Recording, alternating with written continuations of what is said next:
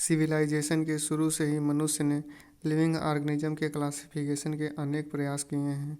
Classification के ये प्रयास साइंटिफिक क्राइटेरिया की जगह फूड, शेल्टर एवं क्लॉथिंग जैसी सामान्य वस्तुओं के उपयोग की आवश्यकताओं पर आधारित थे। अरिस्टोटल सबसे पहले साइंटिस्ट थे जिन्होंने ऑर्गेनिज्म को साइंटिफिक तरीके से क्लासिफाई करने का प्रयत्न किया। अरिस्टोटल ने प्लांट को हर्ब, श्रब्स और ट्री में डिवाइड किया, जबकि उन्होंने प्राणियों को क्लासिफिकेशन एनिमल्स का क्लासिफिकेशन रेड ब्लड की उपस्थिति अथवा अनुपस्थिति के आधार पर किया था। लिनियस ने सभी प्लांट और एनिमल को क्लासिफाई करने के लिए टू किंगडम सिस्टम क्लासिफिकेशन दिया था। और टू किंगडम सिस्टम क्लासिफिकेशन के डिमेरिट्स क्या थे? पहला, इस सिस्टम में यूकैरियोट्स एवं प्रोकैरियोट्स, यूनिसेलुलर एवं मल्टीसेलुलर ऑर्गेनिजम्स और फोटोसिंथेटिक ग्रीन एल्गी जैसे कि एवं नॉन फोटोसिंथेटिक फंजाई ऑर्गेनिज्म के बीच अंतर करना संभव नहीं था। इसमें ऑर्गेनिजम्स का प्लांट और एनिमल में क्लासिफिकेशन आसान एवं समझने योग्य होने के अलावा बहुत से ऑर्गेनिज्म को इनमें से किसी भी कैटेगरी में रखना संभव नहीं था।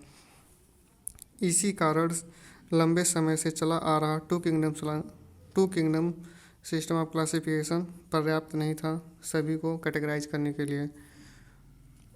फिर इसके बाद कैरेक्टरिस्टिक्स ऑफ 5 किंगडम क्लासिफिकेशन।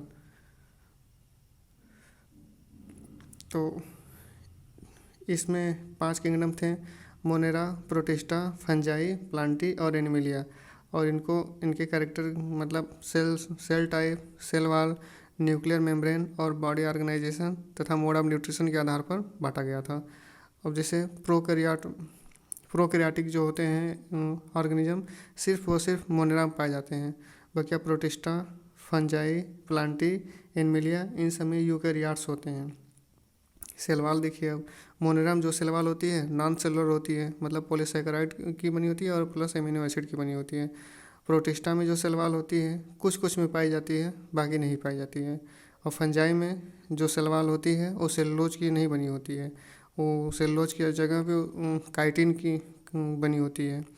और प्लांट में सेलुलोज की सेल वॉल पाई जाती है, एनिमल्स में सेल वॉल एब्सेंट होती है। न्यूक्लियर मेम्ब्रेन आप जानते हैं मोनेरा प्रोकैरियोटिक है तो इसमें एब्सेंट रहेगा। बाकी प्रोटिस्टा, फंजाई, प्लांटी और एनिमिलिया सब में प्रेजेंट रहता है क्योंकि सभी यूकैरियोट्स हैं। बॉडी ऑर्गेनाइजेशन, मोनेरा सबसे सिंपल है तो इसमें सेलुलर हो गया।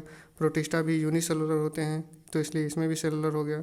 फंजाई मल्टी सेलुलर भी हो सकते हैं और लूज टिश्यू भी इसमें बन सकता है। और प्लांटी में टिश्यू हो भी सकते हैं और आर्गन भी हो सकते हैं। एनिमिलिया में टिश्यू, आर्गन सिस्टम तीनों होते हैं। मोड ऑफ न्यूट्रिशन, मोनेरा ही है जिसमें एक्सटेंसिव डाइवर्सिटी पाई जाती है मेटाबॉलिज्म में। तो इसमें ऑटोट्रॉफिक भी होते हैं और हेटेरोट्रॉफिक भी होते हैं।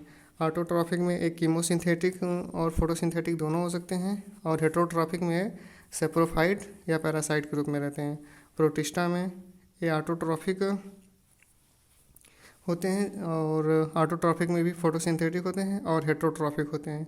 फंजाई जो है ये सिर्फ और सिर्फ हेटेरोट्रॉफिक होता है जिसमें कि सेप्रोफाइटिक और पैरासिटिक मोड ऑफ न्यूट्रिशन होता है इसमें। प्लांटी में ऑटोट्रॉफिक होती हैं, यही तो फोटोसिंथेटिक होते हैं, ऑल प्लांट फोटोसिंथेटिक होते हैं, ठीक। और एनिमिलिया में हेटेरोट्रॉफिक न्यूट्रिशन होता है जिसमें कि होलोजोइक मतलब खाना को निगल लेते हैं सब लोग, और सप्रोफिटिक टाइप का भी होता है।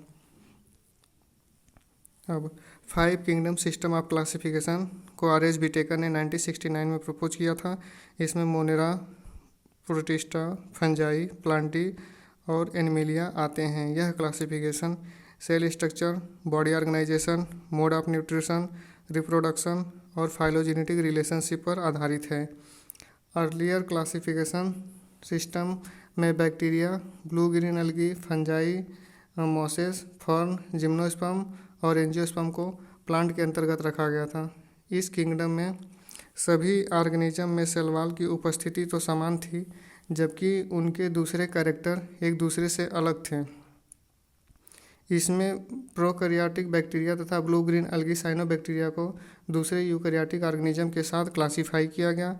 इस सिस्टम में यूनिसेलुलर ऑर्गेनिज्म को मल्टीसेलुलर ऑर्गेनिज्म के साथ क्लासीफाई किया गया था, जैसे क्लेमाइडोमोनास एंड स्पाइरोगायरा अलगी।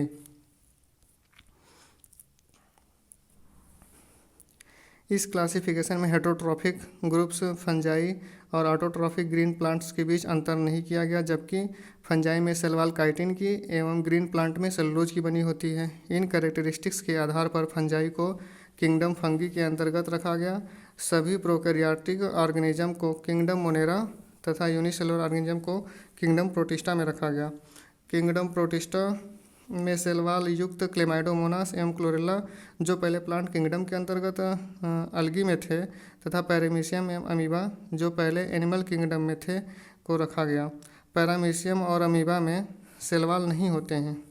इस प्रकार इस सिस्टम में कई ऑर्गेनिज्म को एक साथ रखा गया, जिन्हें अर्लियर क्लासिफिकेशन में अलग अलग रखा गया था। समय के साथ एक ऐसा क्लासिफिकेशन इवाल्व हुआ जो न सिर्फ मॉर्फोलॉजिकल, फिजियोलॉजिकल, रिप्रोडक्टिव समानताओं पर आधारित था, बल्कि phylogenetic that is evolutionary relationship पर भी आधारित था।